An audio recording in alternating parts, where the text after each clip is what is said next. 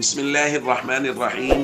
عن أبي هريرة رضي الله تعالى عنه قال: لعن رسول الله صلى الله عليه وسلم الراشي والمرتشي في الحكم. رواہ الترمذی۔ رسول اللہ صلی اللہ علیہ وسلم نے فیصلے میں رشوت دینے والے اور رشوت لینے والے دونوں پر لعنت بھیجی ہے۔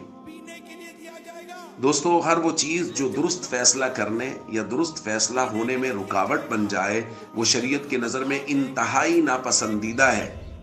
وہ کسی کی سفارش ہو سکتی ہے، اور خاص طور پہ جو سب سے بڑا فیکٹر ہے ہمارے معاشرے کا وہ ہے رشوت۔ یعنی سب سے زیادہ غلط فیصلے جس بنیاد پہ ہو رہے ہیں وہ رشوت ہے۔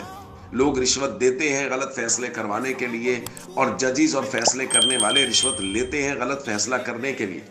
ان کو پتا ہے صحیح فیصلہ کیا ہے، پھر بھی جان بوجھ کر وہ رشوت لے کے غلط فیصلے کر رہے ہیں۔ اور بعض روایات میں فی الحکم کا لفظ نہیں ہے۔ لعن رسول اللہ صلی اللہ علیہ وسلم الراشی والمرتشی، حضور نے رشوت دینے والے رشوت لینے والے دونوں پر لعنت کی ہے، وہ کسی بھی معاملہ میں ہو۔ کسی بھی معاملہ میں اگر کوئی شخص رشوت لے رہا ہے، کوئی رشوت دے رہا ہے،